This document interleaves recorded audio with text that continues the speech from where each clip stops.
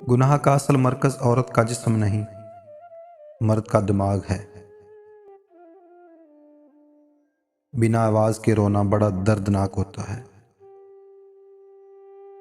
कुछ दुख ऐसे थे जो खुद को सुनाए और रो दिए।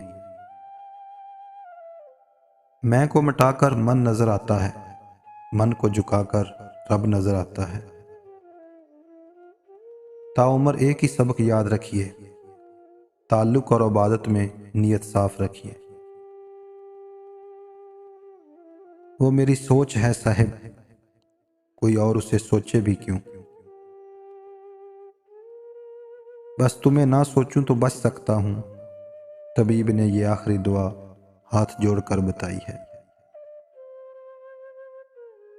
सब कितनी जल्दी बदल जाता है ना, जिसे मेरा हाथ पकड़ना चाहिए था वो मेरी ये गलती पकड़कर बैठ गया।